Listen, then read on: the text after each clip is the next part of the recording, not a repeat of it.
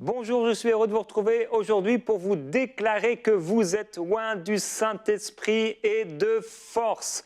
Et je sais que plusieurs personnes parmi vous, vous vous sentez en ce moment peut-être fatigué, même extrêmement fatigué. Et certains, vous êtes peut-être même malades. Et j'aimerais aujourd'hui prier que vous soyez fortifiés par la toute-puissance de Dieu. Alors oui, nous sommes loin par le Saint-Esprit. Et nous sommes loin du Saint-Esprit et de force. Et l'Esprit de Dieu qui était dans cet homme qui s'appelait Samson, qui était puissant en œuvre, en force, une force extraordinaire, eh bien, c'est le même Saint-Esprit que nous connaissons aujourd'hui et qui habite en nous. Et ce Saint-Esprit peut nous remplir de force. Et pour cela, j'aimerais vous encourager à passer du temps à prier en langue afin de vous édifier par la force que donne le Saint-Esprit. Je prie que cette force que le Saint-Esprit vous a donnée puisse être toujours multipliée afin que cette force que Dieu vous donne puisse toucher les autres. Mais également, l'apôtre Paul nous dit quelque chose, il dit que c'est quand je suis faible que je suis fort. Alors en réalité, on réalise que la force du Saint-Esprit n'est pas quelque chose qu'on peut et qu'on va forcément ressentir dans notre chair et dans notre corps. On peut se sentir faible, faible dans nos pensées, même par rapport à un objectif, par rapport à un défi, faible dans nos corps, et pourtant voir la gloire du Seigneur Jésus-Christ se manifester. Je prie aujourd'hui que vous soyez fortifiés par ce temps d'exhortation et de prière du pasteur Michael Dopia.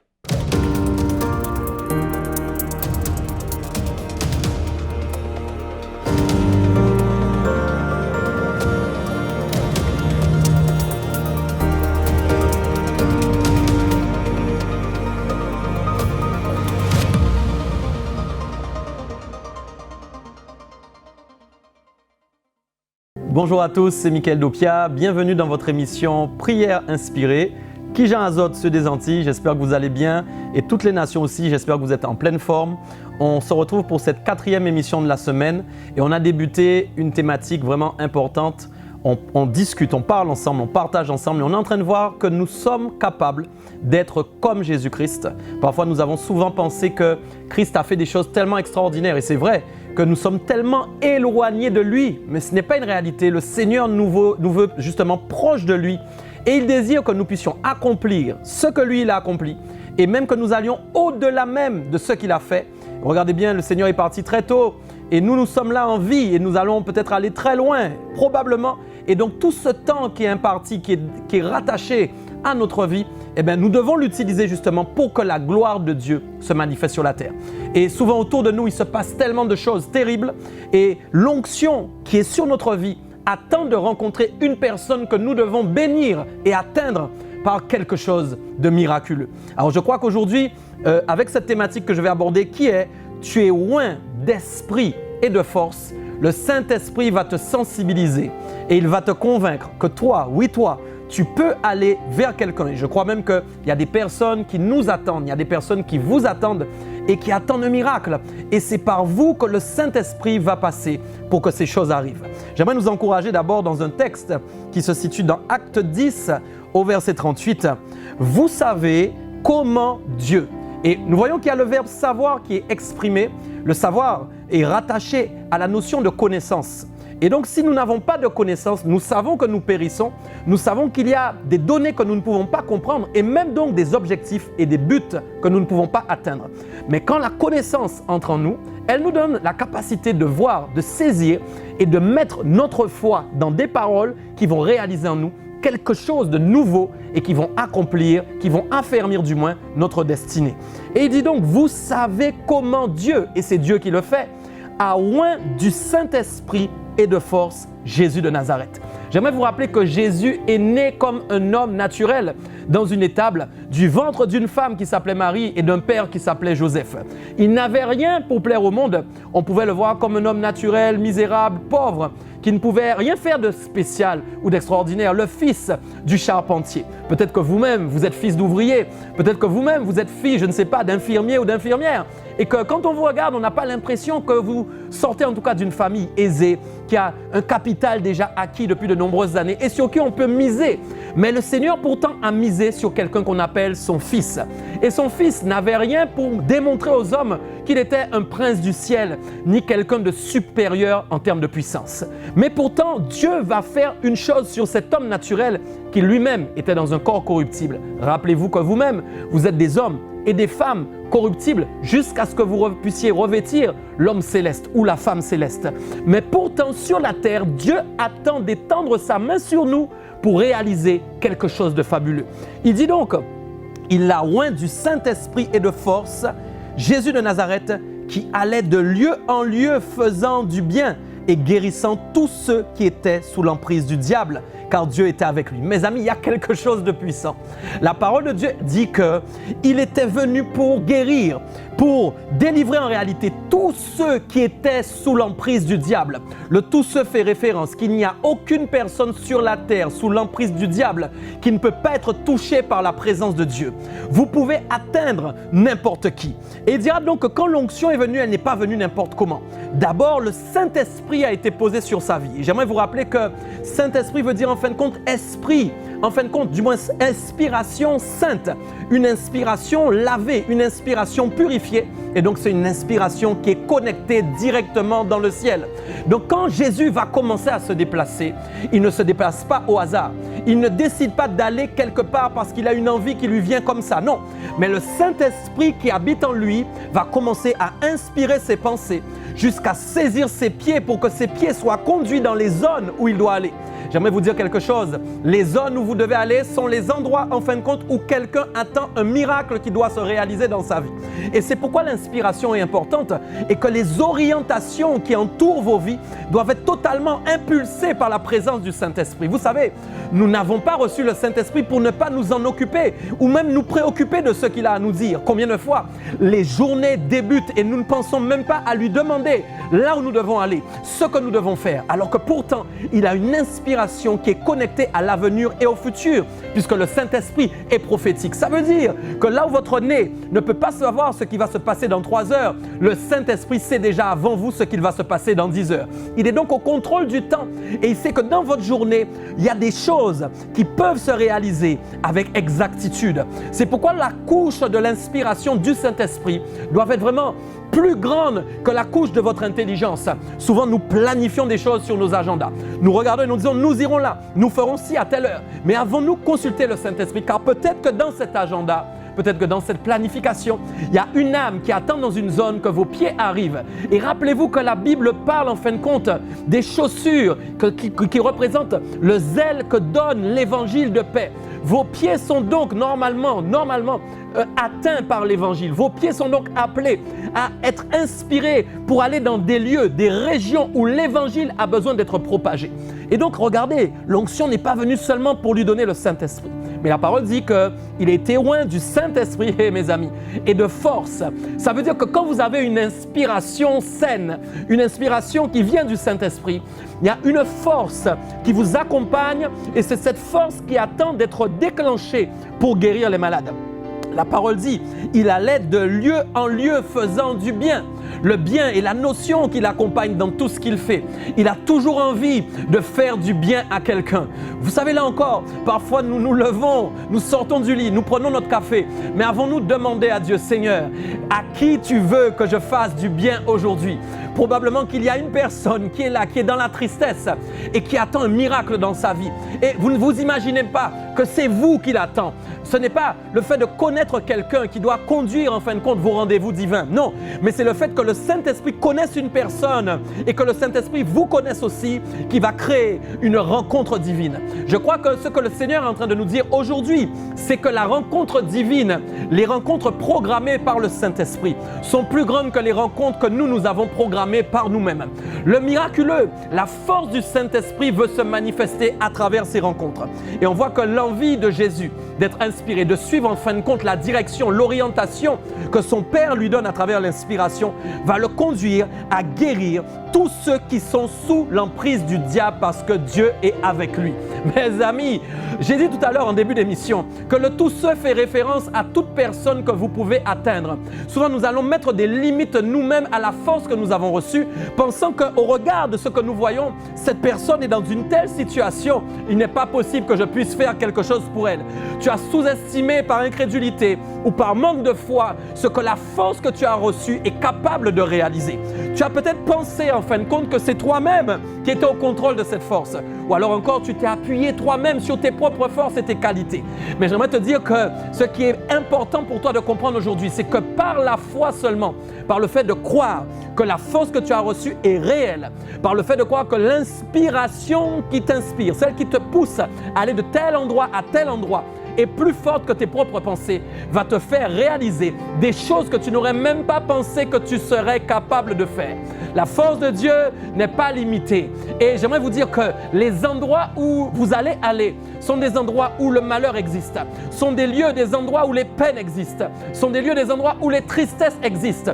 Vous ne pouvez pas passer quelque part en pensant que le bien n'a pas un mal à conquérir. Vous savez, la terre est empoisonnée, la terre est malade. Et donc forcément, pour que le poison sorte, la terre attend la révélation des fils de l'homme. La création entière attend la révélation des fils de l'homme. Cette révélation, c'est vous. Vous devez être révélé par le Saint-Esprit. Le Saint-Esprit veut révéler votre identité spirituelle. Et souvent, elle est cachée derrière ce en quoi vous vous cachez vous-même. Le Seigneur ne veut plus que vous vous cachiez, mais il veut que votre identité spirituelle ressorte. Ce à quoi vous êtes appelé, ce pourquoi vous êtes fait pour ça. Et regardez quelque chose, mes amis, qui s'est passé dans cette histoire extraordinaire dans Luc 8. Les versets 40 à 48. Vous connaissez tous cette histoire, cette femme à la perte de sang qui va voir Jésus passer justement dans un de ces lieux qui concerne de lieu en lieu. Un lieu qui concerne aussi ton lieu où tu dois aller. Et il va dire, à son retour, Jésus fut reçu par la foule car tous l'attendaient. Et voici, il vint un homme nommé Jairus qui était chef de la synagogue. Il se jeta à ses pieds et le supplia d'entrer dans sa maison parce qu'il avait une fille unique d'environ 12 ans qui se mourait. Pendant que Jésus y allait, il était pressé par la foule.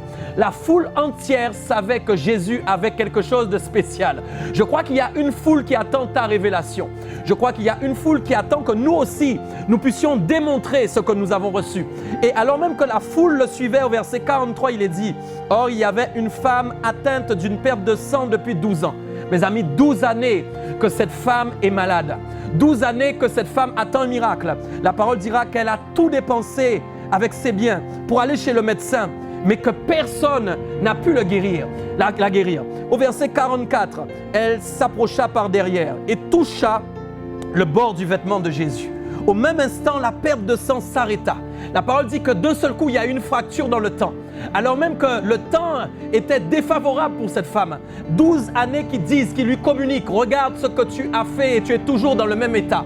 Imaginez un peu que chaque jour qui passe où nous ne sommes pas préoccupés d'un lieu où nous devions aller, là où il y avait quelqu'un qui attendait un miracle, nous avons laissé une période, une saison, mes amis, le temps augmenté. Un temps qui parle défavorablement et qui communique à cette femme. Le temps n'est pas avec toi. Tu as déjà vu des médecins et tu n'es toujours pas guéri. Voici, tu as dépensé tout ce que tu avais et tu n'es toujours pas guéri. Et voilà que cette femme entend parler de Jésus. Et d'un seul coup, elle touche le bord de son vêtement. Au verset 45, il est dit, Jésus dit, mais qui m'a touché? Comme tous s'en défendaient, Pierre et ceux qui étaient avec lui dirent, Maître, la foule t'entoure et te presse. Et tu dis, qui m'a touché? Mais Jésus répondit, quelqu'un m'a touché, car j'ai connu qu'une force était sortie de moi.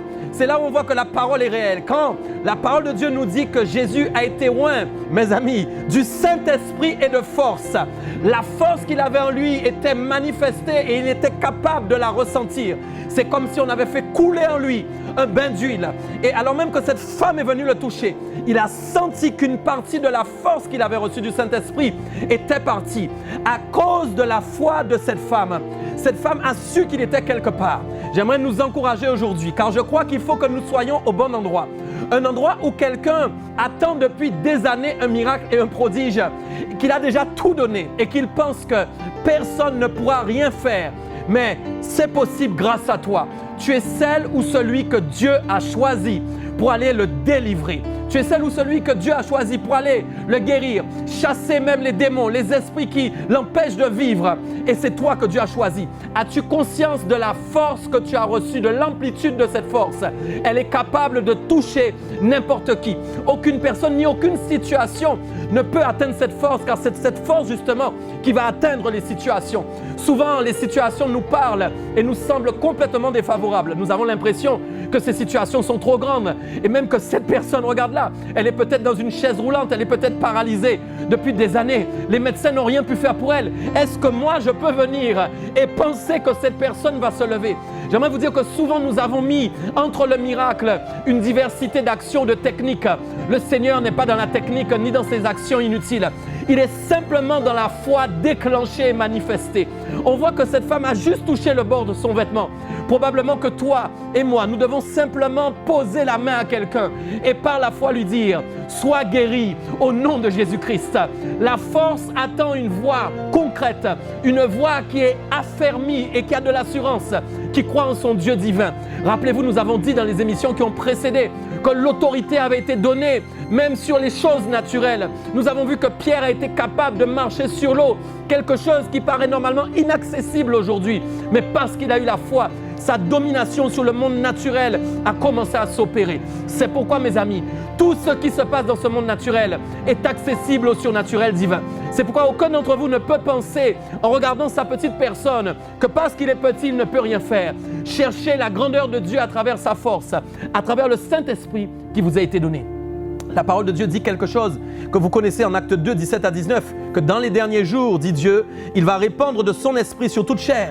Vous êtes la chair qui attend l'esprit. Et il a dit, vos fils et vos filles vont prophétiser, vos jeunes gens auront des visions, vos vieillards auront des songes.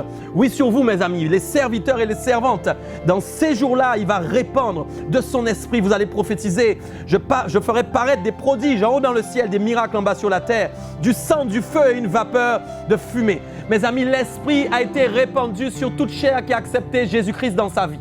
Et donc vous-même, vous êtes de ces personnes qui l'avaient accepté aussi et donc qui avaient rendu accessible la puissance et le pouvoir du Saint-Esprit. Vous êtes donc loin pour le servir sur la terre. Vous êtes donc loin pour aller annoncer une bonne nouvelle. Vous êtes donc loin pour aller guérir les malades, pour aller les délivrer, pour aller chasser les démons. Vous êtes donc loin pour toucher quelqu'un avec le bien, quelqu'un qui avait besoin d'espérance, quelqu'un qui avait besoin d'atteindre un nouveau but dans sa vie.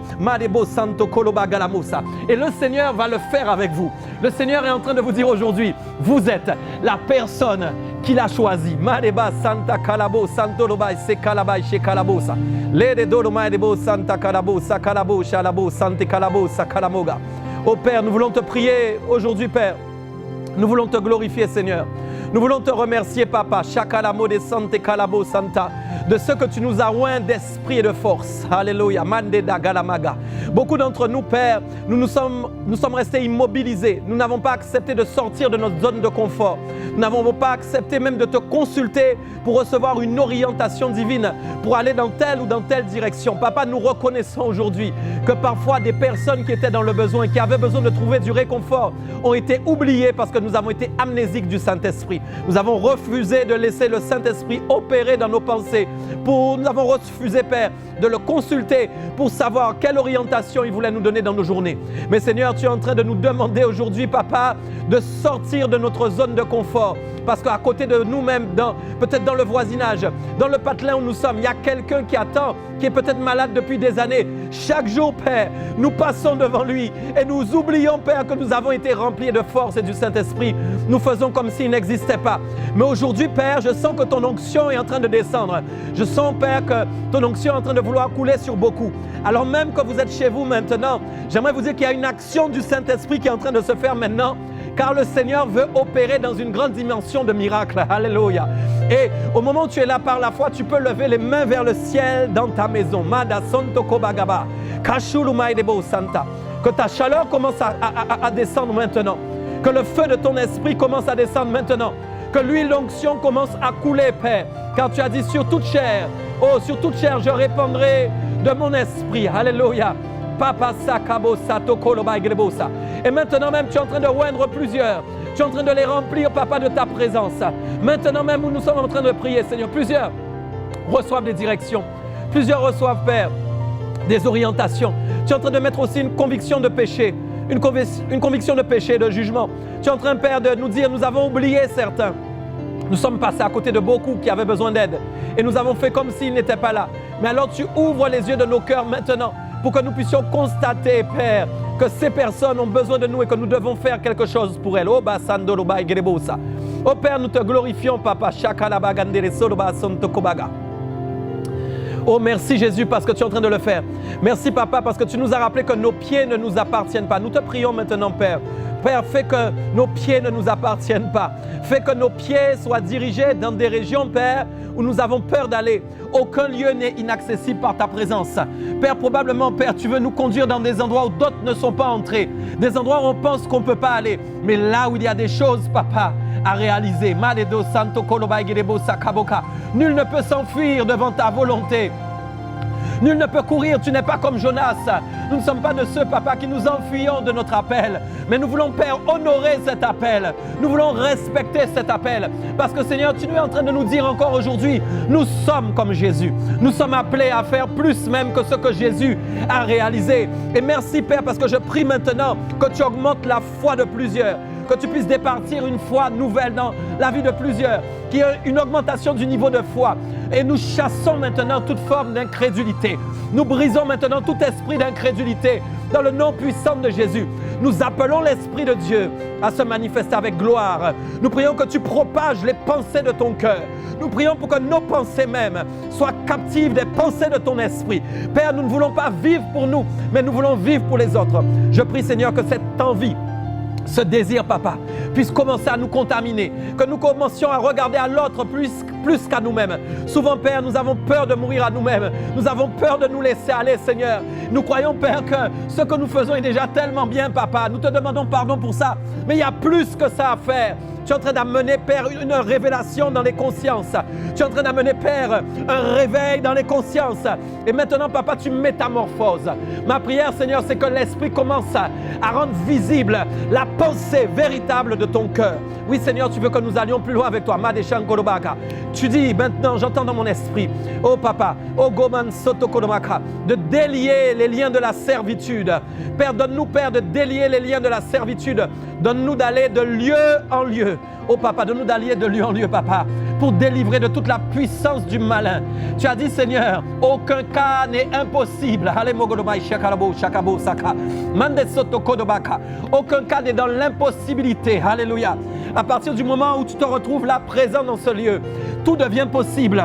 La lumière fait fuir les ténèbres à cause de la lumière qui habite en toi. Papa, nous prions que tu puisses nous remplir de cette lumière. Viens oindre encore notre esprit. Viens oindre encore les pensées de nos cœurs. Viens oindre encore, Papa, oh Père, nos activités, Seigneur. Et nous voulons te prier, Seigneur, que notre agenda ne soit plus notre agenda. Nous te demandons, Seigneur, que partout où nous sommes, Père, nous prions que nous ayons comme un désir de voir tout ce qui se passe autour de nous. Nous voulons casser l'individualisme, briser la pensée qui fait que nous sommes égoïstes et que nous sommes renfermés sur nous-mêmes. Nous regardons à nous-mêmes, Papa. Combien de fois nous regardons à notre petite personne, à nos petits tracas, à nos petits problèmes, alors que pourtant tu as un bien en toi qui peut faire du bien à quelqu'un et un mal qui est plus grand que ton mal. Combien de fois nous avons vu que notre mal était plus grand que tous ceux des autres, mais c'est un mensonge. Tant de mots sur la terre qui attendent les bontés de Christ, mais qui ne trouvent pas la bonté parce qu'ils n'ont pas trouvé les disciples. Oh Seigneur, fais de nous des disciples. Fais de nous des disciples accomplis. Oh Père, le sel de la terre, la lumière du monde, que nous ne puissions pas perdre de notre saveur, de notre goût, mais qu'au contraire, Papa, nous puissions parfumer le monde. Qu'au contraire, Papa, nous pouvons, oh Papa, nous puissions toucher des personnes par ton amour. Seigneur, merci parce que parfois, peut-être le mal a vraiment pris de la place dans nos cœurs. Parfois, Papa, peut-être le mal a pris trop de place. Et nous avons besoin maintenant que le bien revienne. Parfois, Seigneur, le mal a pris tellement de place, Seigneur, que nous n'arrivons même pas à imaginer que nous pouvons faire du bien à quelqu'un. Mais Seigneur, je crois qu'aujourd'hui, tu es en train de changer cette pensée. Et je prie, Père, que tout mal qui est dans notre cœur s'en aille par la puissance du Saint-Esprit maintenant. Et Père, tu me pousses à prier maintenant pour le revêtement spirituel. Tu as dit en début d'émission, Papa, merci, que Jésus est un homme naturel. Et nous aussi, nous sommes des hommes et des femmes naturels. Mais nous avons la possibilité de manifester quelque chose de surnaturel. Alors tu as dit, tu l'as oint du Saint-Esprit et de force.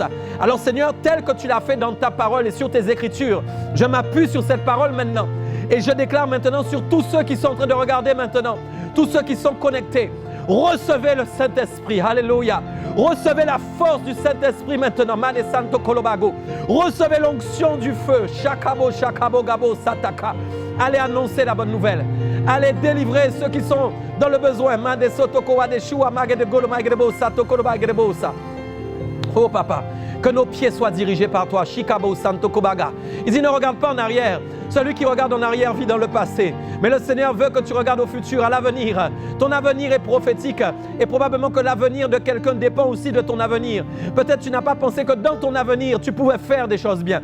Mais maintenant, tu vas le faire. Madebo Santo Kolodo, Sakalabaga Lama Santa Kabado, Adebo Shakaboka. Père, remplis-nous d'humilité, Papa. Remplis-nous de compassion, Papa. Je te prie, Seigneur, que nous soyons remplis de cette compassion que Jésus avait pour ceux qui l'entouraient. Que nous soyons remplis, Papa, de cette humilité pour ne jamais penser que nous sommes au-dessus des autres.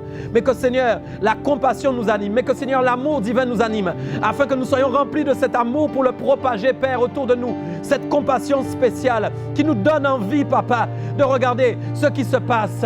Ce qui se passe. Seigneur, ouvre les yeux de nos cœurs. Alléluia. S'ils étaient fermés au monde. Ouvre les yeux, Papa, de nos cœurs. S'ils s'étaient éloignés et écartés, Père. Au basson toko de ce qui se passait autour de nous. Shalabo Santa Kalabo Sata Kalabo Sakabosa. Cabo Dendele Soto. Père, tu as dit, Seigneur, dans cette parole que cette femme a eu la foi. Elle a juste touché le bord du vêtement, Père, et elle a été guérie.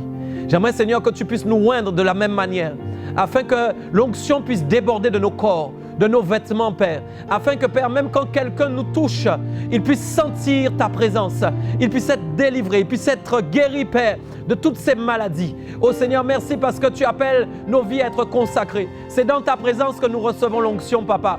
Et je prie que nous puissions tous, Père, entrer dans ta présence et aller plus loin avec toi dans ta présence, afin que tu puisses nous oindre, que cette consécration, Papa, soit optimale. Seigneur, que cette consécration soit prioritaire, que, Seigneur, tu sois la priorité de nos vies, Père. Si tu es la priorité de nos vies, les problèmes du monde seront aussi notre priorité. Si les problèmes du monde sont notre priorité, nous devenons alors nous aussi ta priorité. Car, Seigneur, tu prends soin de nous quand nous nous occupons de tes affaires. Seigneur, permets-nous, Papa, permets-nous, Papa, d'y arriver. Seigneur, merci parce que peut-être qu'il y avait quelqu'un qui est là, qui regarde aujourd'hui et qui pensait que jamais il ne pourrait faire de miracle. Jamais il ne pourrait guérir quelqu'un. Seigneur, merci parce que tu as mis dans ses mains un pouvoir. Tu as mis dans ses mains une puissance. Et si tu es de ces personnes qui doutent encore, mais qui a la conviction que le don de guérison t'a été donné, tu peux aussi mettre les mains vers le ciel maintenant. Le Seigneur maintenant va te remplir aussi du don de guérison. Il est en train de oindre tes mains. Il y a une chaleur qui vient dans tes mains maintenant. Il y a une chaleur qui prend de toutes parts tes mains.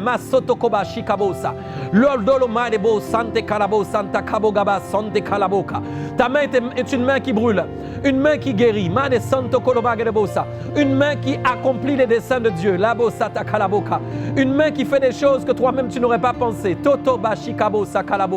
Une main qui touche, alléluia, une main qui transmet la force. C'est à toi qu'il la donne. C'est à toi qu'il la donne. C'est à toi qu'il la donne. C'est à toi qu'il donne la force. Alléluia. Merci Jésus. Merci Jésus-Christ. Parce que tu donnes la force à beaucoup ce matin. Aujourd'hui du moins. À tous ceux qui sont là. Tu actives le don de guérison. Par ta puissance. Par ton pouvoir. Alléluia. Au nom de Jésus-Christ. Merci pour tous ceux qui reprennent confiance maintenant. Merci pour tous ceux qui vont se préoccuper un peu plus de ce qu'il y a autour d'eux. Qui iront de lieu en lieu. Alléluia. Oint pour annoncer une bonne nouvelle, pour libérer les captifs. Alléluia. Amen. Voilà mes amis, on se retrouve en tout cas dès demain pour la 5e et la dernière émission de la semaine. Et surtout, demeurez oint d'esprit et de force. Soyez bénis. Merci beaucoup, Michael, de ce que tu as pu partager aujourd'hui. Frères et sœurs, on va se retrouver demain pour la dernière journée avec le pasteur Michael Doppia. Je vous encourage à toujours aspirer et à désirer ressembler à votre Maître. Dieu veut nous perfectionner et nous rendre inébranlables. Il veut vous fortifier à un tel point où vous pourrez vous aussi fortifier les personnes qui sont autour de vous. Que la gloire du Seigneur soit sur vous. On se retrouve demain dans Prière Inspirée.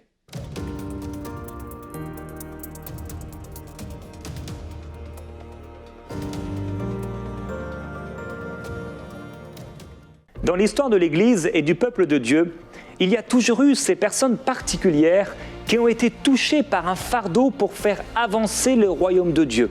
Elles se sont données corps et âme pour faire avancer le royaume et elles ont également soutenu le royaume de Dieu. Joseph, qu'on a appelé fils d'exhortation, qu'on a appelé Barnabas, était un homme qui encourageait les autres, non seulement par ses paroles, mais également par ses finances. Un jour touché par le Seigneur, il a vendu un terrain qu'il possédait et en a déposé le prix aux pieds des apôtres. Si aujourd'hui le Seigneur vous met à cœur de faire partie des 3500 héros qui se lèvent pour permettre à EMCI d'achever la construction de son centre de réveil et de l'équiper, j'aimerais vous encourager à aller sur emcitv.com/3500 et à faire partie de ces personnes qui ont à cœur le royaume de Dieu et qui font la différence par leur générosité. Dès maintenant, donnons pour achever la construction et équiper le centre EMCI. Pour faire votre don, rendez-vous sur emcitv.com/3500. Vous pouvez donner en une seule fois ou en plusieurs mensualités.